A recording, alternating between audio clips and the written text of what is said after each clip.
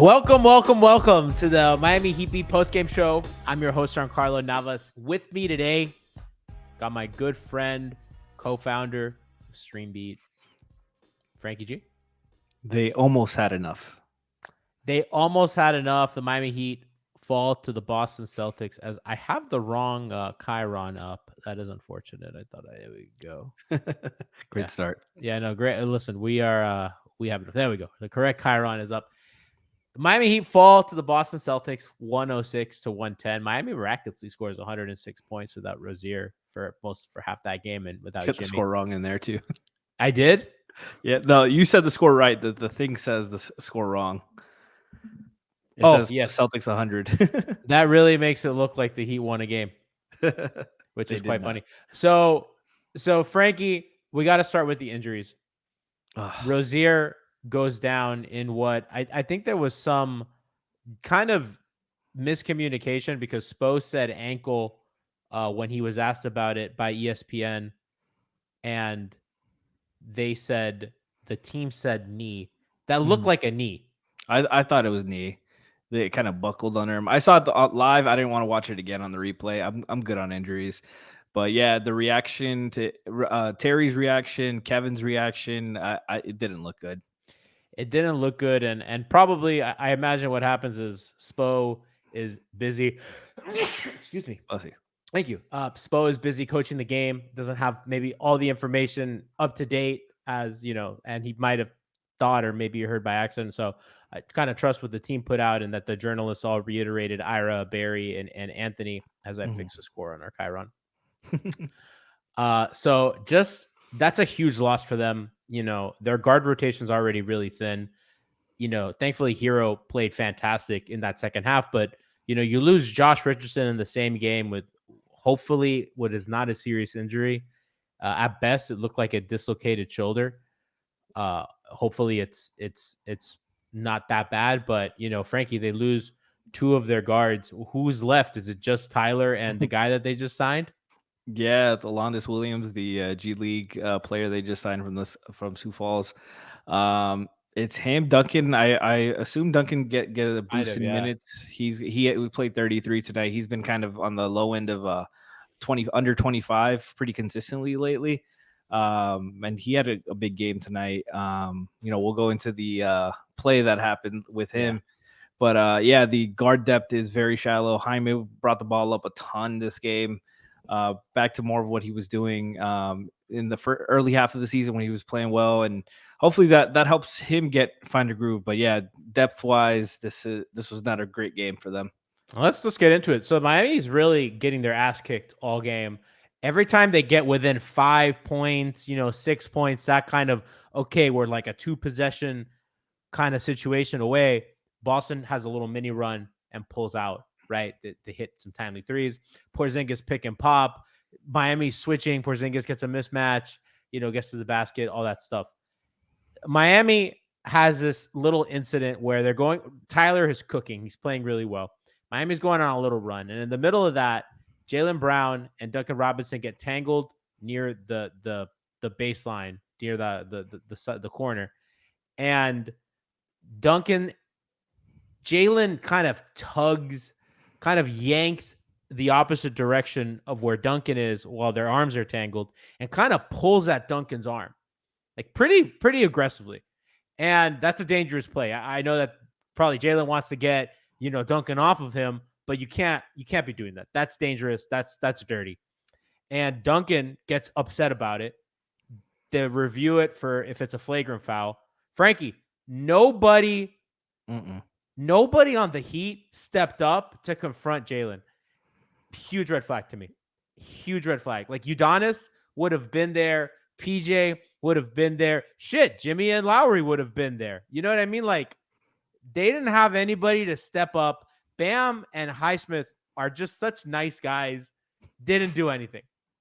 Yeah, you would like a tech, a shoulder check, a play, a message, something sent from them, but there was no retaliation whatsoever. They went right to the refs, and like that's who this team has been all year. They've just been soft, like missing an element. Defensive, you mentioned all year about their lack of physicality and enforcement on defense, and that's really something they've been missing. That's part of it. That's supposed to be part of their culture, their physicality, their toughness, meanest, toughest, hardest working organization. Yeah. And they've been missing all of that this year.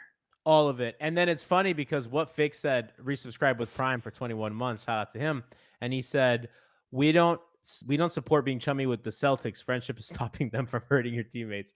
And after the game, Bam and Tatum are like yucking it up. And I'm like, I felt like a boomer in that moment because I was like, I don't like that. And I've never been that guy. If you have been following this podcast for the last 10 years, you know that I've never been that guy. And today is like the first time that I'm like, yeah, I don't like that.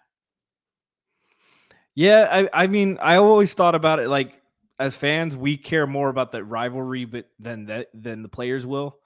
Like, we hate Boston, we hate the Knicks for the stuff that happened 20 years ago. We hate Philly for stuff off the court and Twitter and stuff like that. And the fans, the players, that these are coworkers. They compete against each other, but it's not like how it used to be. And that's a big reason. Like the Heat don't look as tough and as frustrating to play against as they used to be. It was a little disappointing. I got to be honest with you. And like they are a team that are not gonna out talent many other teams, especially at the top of the conference. And they derive a lot of their edge from that physicality, from that nastiness, from that dog mentality. And obviously they have great coaching and they have like big game players, but a lot of their edge is in those like details. And they haven't had that this season. And I've talked a lot about this. They are one of the teams with the lowest fouls in the league this year.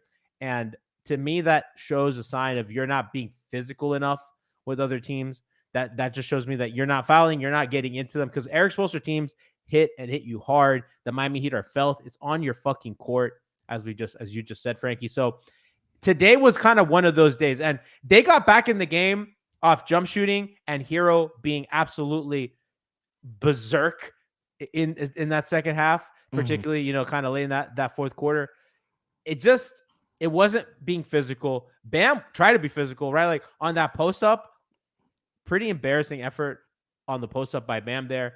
Just anything that they went hard to the rim, they just didn't get.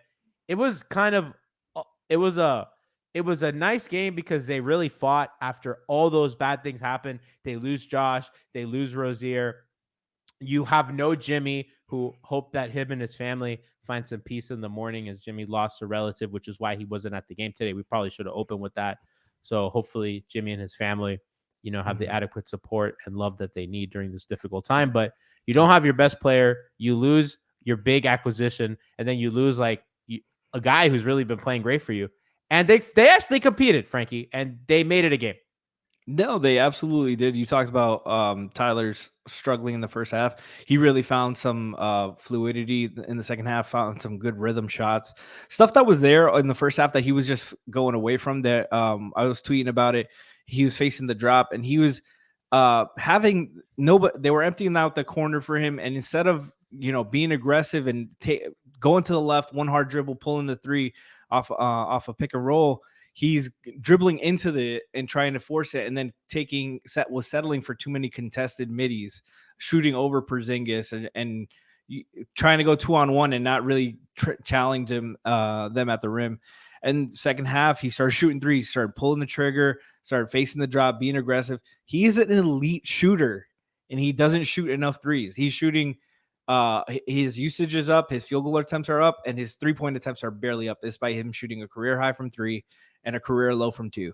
He needs to shoot more threes. The team is a much better team on offense, especially when he's a more willing 3-point shooter. It opens up the whole floor for them, because then teams start overreacting to the help. He big shots, big time shots after big time shots. Started manipulating the defense a lot better. in pick and roll, playing with them, getting hedged and doubled, and making good reads. And teams made a couple plays, but they didn't hit enough shots tonight. It was really him and Duncan, the only shooters on the court. Josh, you mentioned Josh been playing well. He's been one of their better shooters of late. And Caleb and for Highwood, Highwood. That they've what they call him, Hayward. They called him Hayward Highsmith. Like the whole broadcast drove me fucking crazy, bro. It's these things, like when you are playing small, you can't be giving up mismatches. It can't be a mismatch small. You have to be a great 3-point shooting team and a great transition team. The Heat shot 30% from 3. They got out physical. Every time the Celtics try to post them up tonight, they double team and swing, and they got an open 3 and an open look, open drive. They got offensive rebounds. Celtics had way too many offensive rebounds. Second chance points. It was just, I mean, 6 offensive rebounds. It felt like way more, but you just felt their size, and this wasn't like this has also been an issue all season. Just the undersized, undermanned Miami Heat don't have enough. You know what's crazy is that like their size, I think, hurt Miami more on the offensive end than the defensive end. I think on offense for the Heat, it's kind of the usual of they battled 14 offensive rebounds. The Heat they did, and Boston played a zone for a lot of that game, and I thought Miami got pretty good looks off that zone. Although I do think that like that's an interesting strategy by Missoula because Miami already has issue getting to the rim. So if you just really shut off the water. You're just like, I dare you to survive off a diet of threes off your shooters who aren't very good. So I think that's a pretty interesting strategy. Obviously today, like Miami scored over 100 points for the Heat. That's a huge win anytime that they do that. So, I think Miami's offense, if it was 10% better, they win this game. It wasn't. Yeah. But I thought that was an interesting strategy by them. But more to the point, Boston hurt them more on offense because Miami just really couldn't guard every time, when they were dropping on the pick and pop, that closeout to Porzingis is just not enough size, and he was shooting over them. If they switched stuff, you saw Tatum was hunting Duncan Robinson every time down the floor. Porzingis was getting a lot of mismatches off switches, and he was, forcing help, and Miami was kind of loading up on the strong side of the ball. I do think that like they did a pretty good job of loading up when Derek White and Jaylen Brown were the two guys on the weak side, because those are guys that you kind of live with them shooting if you're the Heat, as opposed to Tatum getting to the rim or Porzingis shooting or Porzingis getting to the rim. So I thought that was pretty sound by them strategically. But Boston's size on offense, I thought really was a difference maker, especially in the first half. No, and when Miami went zone, you consistently will have one of Tyler or Duncan on the back. Yeah. And they were taking advantage of that with cuts, slips, and dives. And especially since they're so aggressive, over helping on the corners on the strong side, that's putting a lot of pressure on the backside to cover up all those holes and make sure the rotations are tight. Because the bottom corner guy in the zone, typically he's even or a little bit higher up. They're playing practically on the wing to prevent the drives and the dribble penetration. So one kick and they got to cut off that closeout. They got to make sure the guy doesn't get a great wide open corner 3. If he pump fakes and drives, Bam's got to step up. And then on the weak side, it's Tyler or Duncan. And you got to help on a Porzingis or a Horford or even Tatum and Brown are big guys. So that, this is just a size mismatch for the Heat. Celtics got a lot bigger in the offseason with Porzingis, and they're still very skilled and shooting. They shot 41% from 3 tonight. I think so. This person in chat, Lettle, says the take is that Miami doesn't have a reliable big that can protect the rim. For me, that's just their help defense is small because they do have a big who could protect the rim. He's just guarding perimeter guys, and they have a bit of an inverted defense. Their problem is that their help is small. And a lot of it is that they have to play 3 bad defenders. There were a lot of lineups today of Rozier, Tyler, Love, Rozier, Duncan, Love, Tyler, Duncan, Love. You know what I mean? Like there was a lot of stuff like that, particularly when Bam's off the floor. Even when Bam's on the floor, there was some Rozier, Duncan, Tyler, and sometimes Jaime is your second or third best defender in a defensive unit. And that is, I think that's like a little tough, Hyman's hitting that rookie wall a bit, and he's a good defender, not a great defender. So, like, asking him to kind of cover up for 3 guys is not a winning proposition if you're the Heat. You kind of want him to be like your 4th defender, in a lineup. And I think he's done a good job against wings that aren't like too fast, but kind of stuff like that, I think, affects them. And then they're so small that they kind of have to, and they're playing bad defenders, and you're small because you have really, with Jimmy out, Frankie, who's like the reliable wing that you play at power forward. They're playing Highsmith, who's 6'4", who did a great job today, by the way. He did. The numbers won't show it. He didn't have like a loud box score game, but he battled, got a ton of deflections, disrupted shit out there. Huge rebounds that he got as well, defensive and offensive. And you see, he on the box score, he says he had 3 offensive rebounds, no defensive rebounds, only 2 steals. I'm pretty sure he had a huge defensive rebound down the stretch. I feel like he gets tip outs a lot. Like he battles in there, and that doesn't count. They don't count that. They don't count that. They usually count it for like the guy who grabs it. I feel like they're inconsistent about that shit because I've seen it called both. I've seen it. Yeah, well, especially like when you tip layup. I guess that makes sense because you're the only one that touches it. But yeah, I don't know. He was huge today. He was. He's great on Tatum. He was. He bothers Tatum. He uses his body well. I felt like he got a little antsy sometimes defensively, but I mean, when you're trying to cover up so many holes on defense, like it's literally him, Bam, and Caleb trying to make up for everybody else defensively. And he does a good job swarming the ball. We like him so much more on the ball than off the ball and in help. And they don't have those that PJ Tucker, that even Jimmy as the help guys to make up for mistakes. Hyman's a good team defender. He can he is making more mistakes now and then. Part of that, I think he's still not fully healed from the groin injury. That takes time. That's gonna be a while. He looks like a little slow, a step late everywhere, which I think would. But he was never like, I don't expect him to be that guy to clean up messes on the weak side and help and stuff. He was never that kind of player. Like he's a guy that can make a play, make the right rotation and stuff, but he's not a guy who's gonna, disrupt the shot attempt at the rim and blow up the possession like that. He's a solid team defender, but not a difference maker on that end. And that's where they're missing stuff. They're today they were very shorthanded. And I'm proud of them for clawing back. 4-point loss at home. You're down 3 players, 2 starters, your best player. Like I don't like moral victories. I didn't like how it felt. I didn't like how Bam chumming it up with Tatum after the game. After having a bad 4th quarter. Yeah, I don't like that stuff. But overall, Boston doesn't scare me. Boston is the best team in the East, and I feel like the favorites in the East. That's a pretty universal take, I feel like, right now. And I still think they're missing something. I still think they're soft. I've seen somebody in the chat said they might be more fragile than they were last year. And I believe that. I would not be afraid of this team. Duncan got in Jaylen's head. He did. Duncan fouls him. He missed 2 free throws, forces a travel on the other end. I'm like, yo. You mentioned that shit on the bad post up that Bam had on Brown, then he couldn't get anywhere. Bro, how many possessions does Duncan have that same possession where he's got 2 hands on him and he doesn't, and he gets a call right away?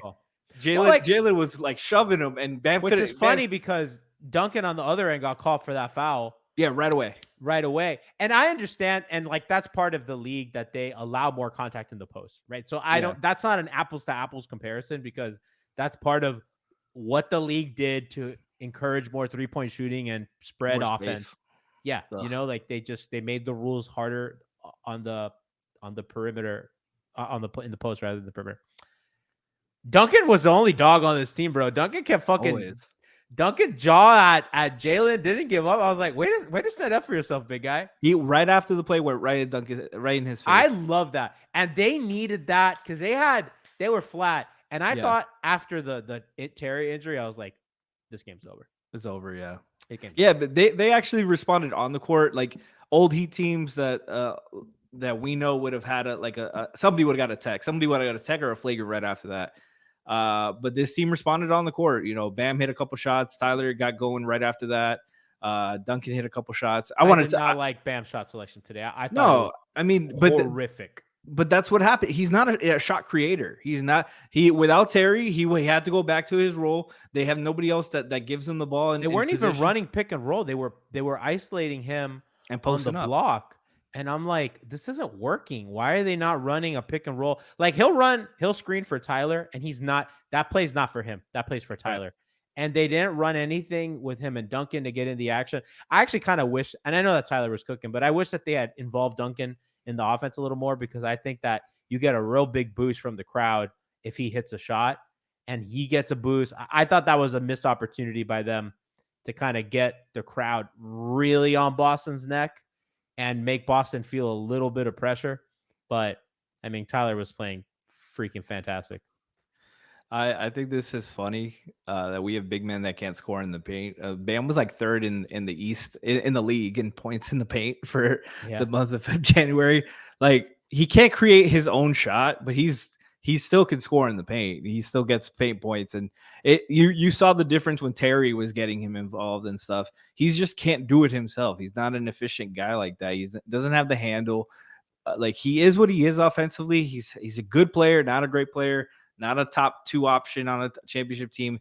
This when he's creating for himself, you don't want that guy to be a top 3 option on a team. I'm not saying that's on offense only. Defensively, he could still be your first or second best player on the championship team. We've seen that already.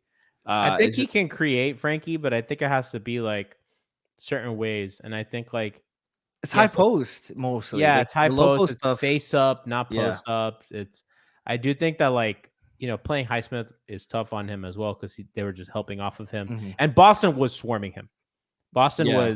was absolutely like on his ass the whole time. They were sending 2-3 guys, and I think Yeah. Miami kind of didn't handle that great.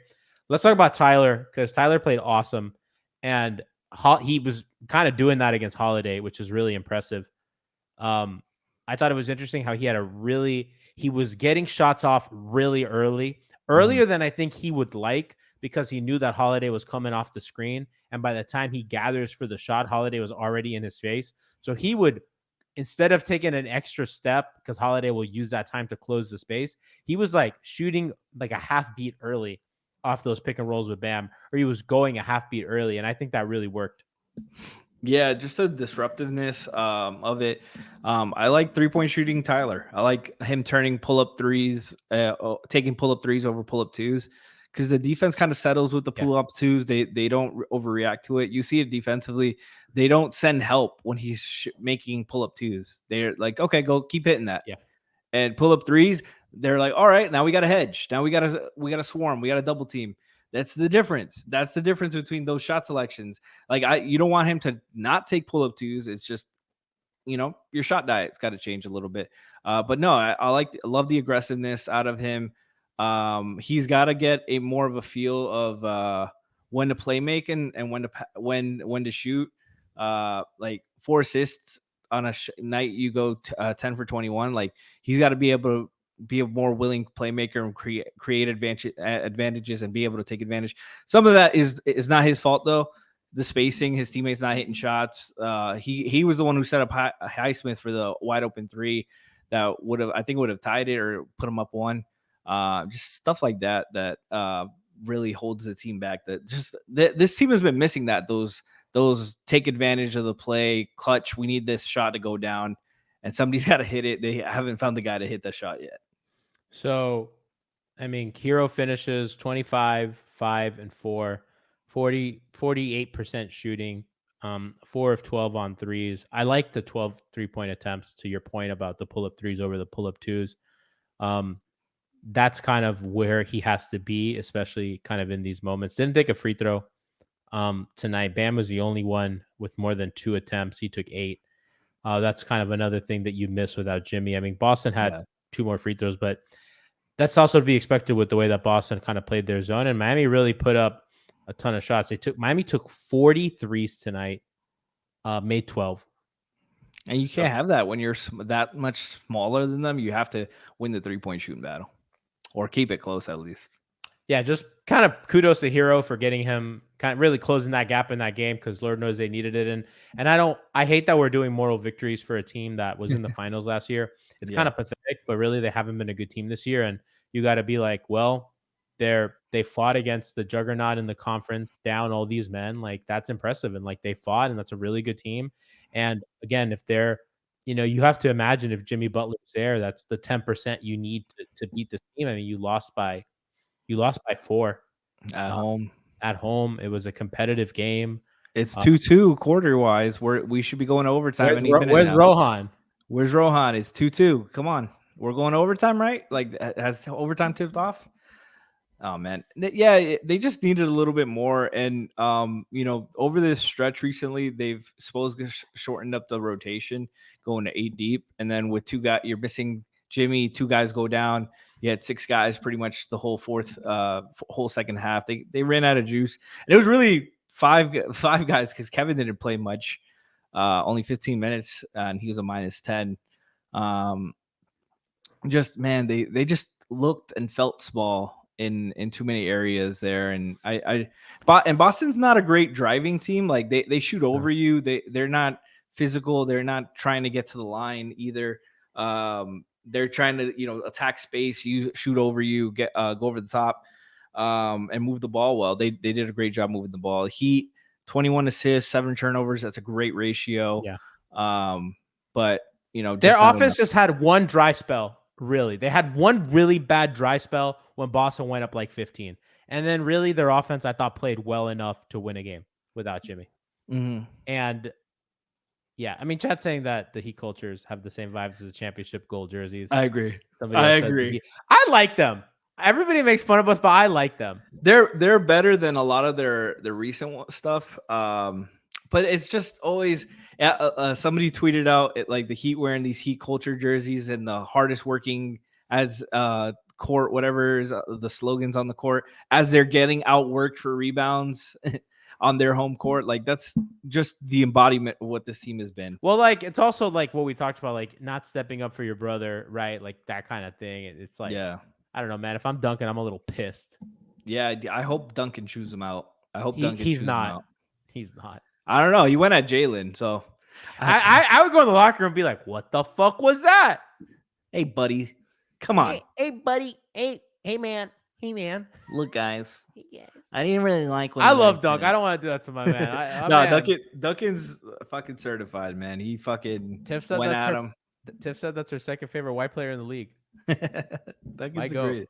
No, and I love how he competes. And listen, they attacked him in pick and roll. Hey, they survived. Yeah. They survived.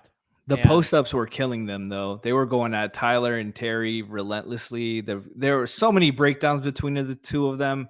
There was one where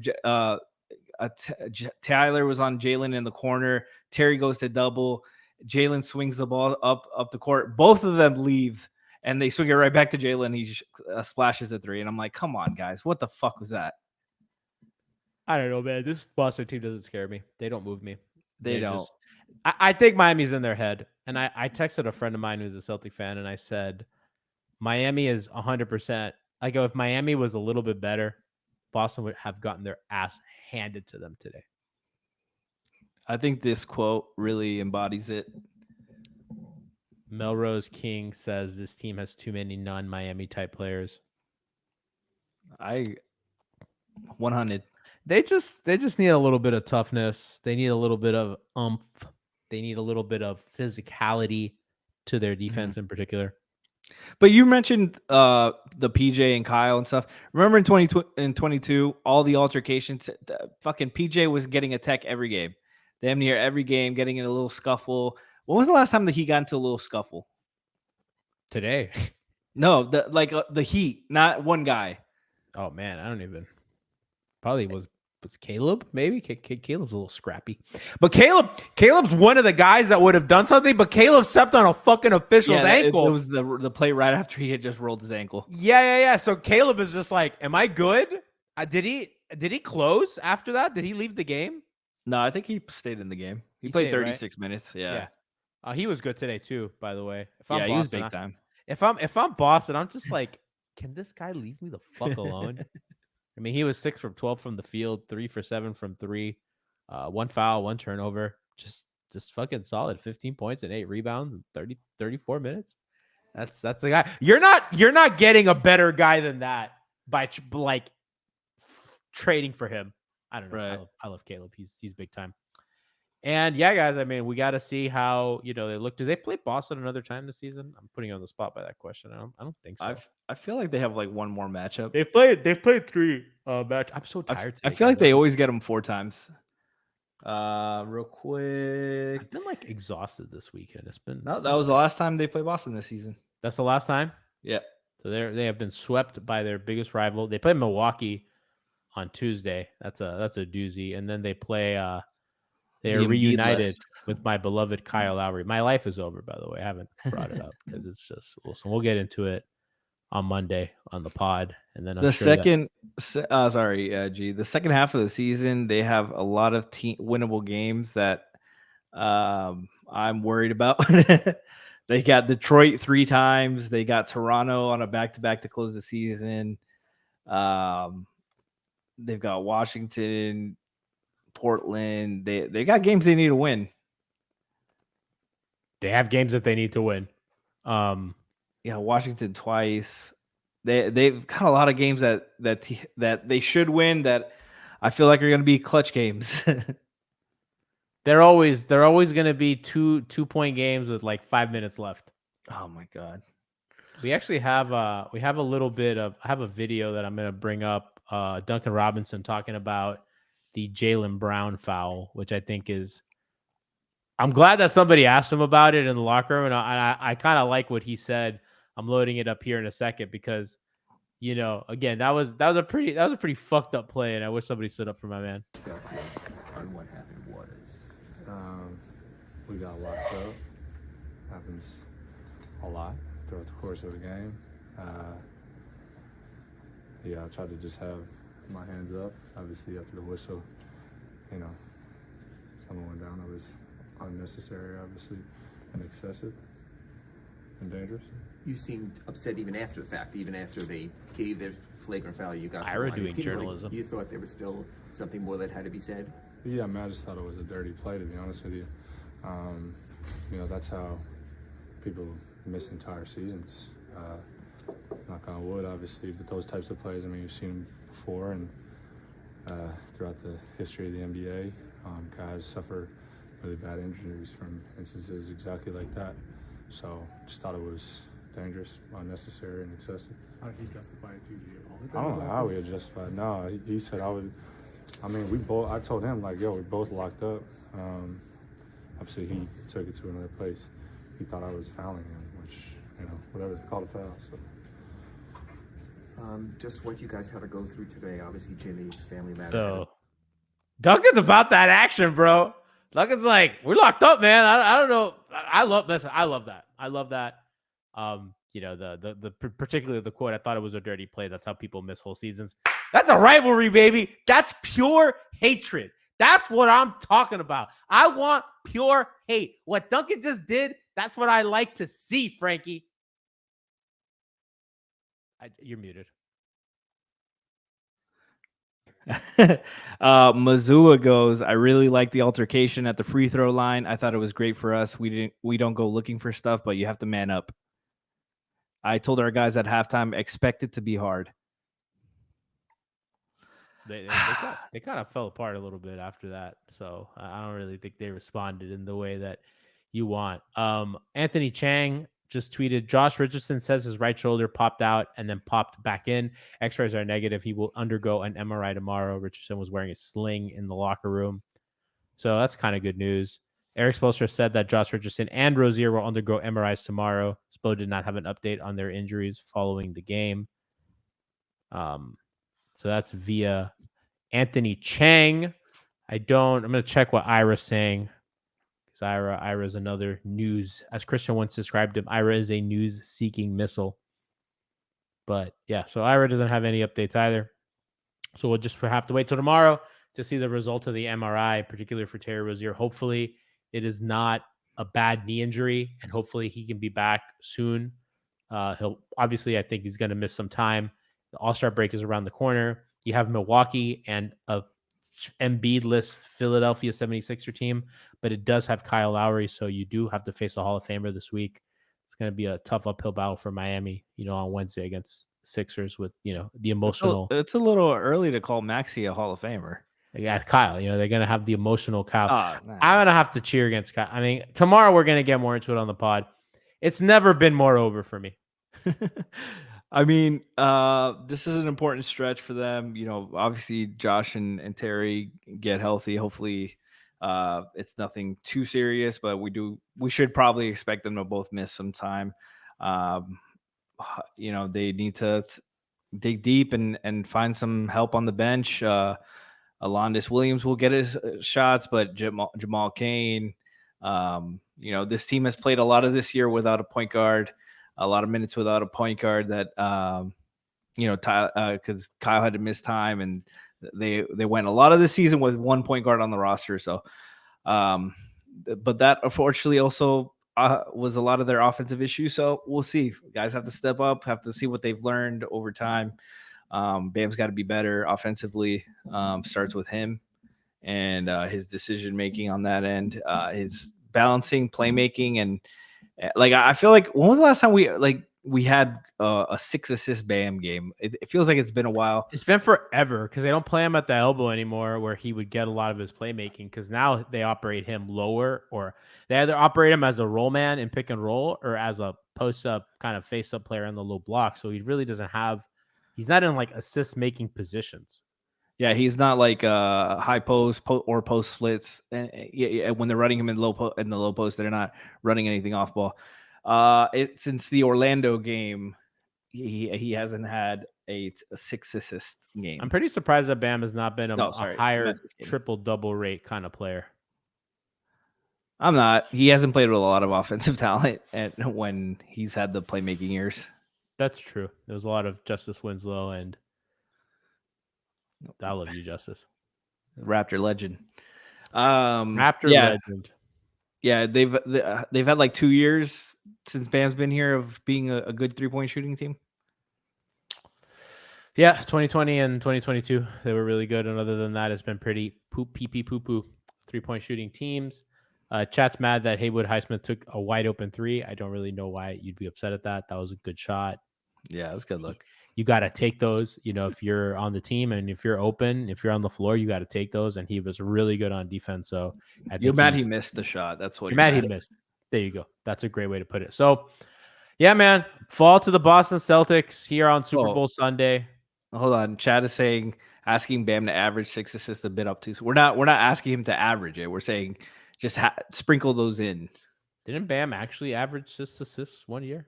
He had 5. I think 5 is his career high. I'm gonna check on Basketball Reference. But that's one of my things with him and Tyler. Their usage went up, but their assist and playmaking hasn't really gone up. Part of that is the shooting. There was 5.5 in 2020. I am so tired today. I don't know why. How am I gonna make it till the end of the Super Bowl? Frankie, who you got? Chiefs? Or who are they playing? 49ers. I'm going for the Chiefs. I'm Team T Sizzle. I'm not even a Swiftie. I just want people to be maximum upset, and I want Taylor Swift to be shown 20 times on the broadcast. I'm a Packers fan. I hate the Niners. That's true. I can't do that. Would you have cheered for the Lions or the? I hate the Lions. I don't hate the Lions. Packer fans don't hate the Lions like that. We don't think about the Lions. If it was the Bears, it'd be different. Yeah, we don't think about the Lions. You really don't. But I was happy for my Lions fan friends. But I would be rooting for the Chiefs if it was the Lions. I mean, it really should have been Packers Lions in that NFC Championship game. I mean, really, that's. No, we're too young. We'll be back.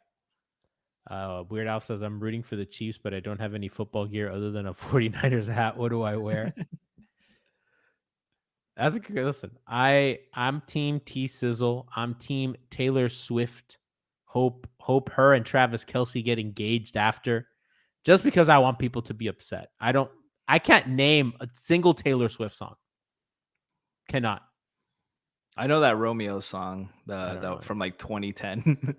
I don't know anything. I don't really get the Taylor Swift thing, but I'm happy for people that like her. I don't know much about her, but she seems like fun, I guess. So I'm happy for my friends that like her. And yeah, man, let's go. She's like white people's Bad Bunny. That's what it is. Is she? Is that the apt comparison? Yeah, I guess, right? She's like She's like the But queen for of you to pop. get it in Miami, that's how you would probably understand it. Yeah, okay. See, we're speaking our languages. So yeah, shout out to the Swifties out there. You know, if a Swiftie gets a hold of this, I love you guys. You guys should check out the pod and donate in mass amounts because you guys are pretty. You guys are you're a lot of you. So have fun, drive safe tonight, watch the game. We should have the day off tomorrow, like true Americans, but unfortunately, that's not how life works in the grind of capitalism. So enjoy your evening. We'll see you tomorrow to talk as I lament Kyle Lowry signing with the Sixers officially, I imagine. And we'll get you ready for Heat Bucks on Tuesday and then again for the Sixers game on Wednesday before All-Star break. Have a good one, guys. Peace.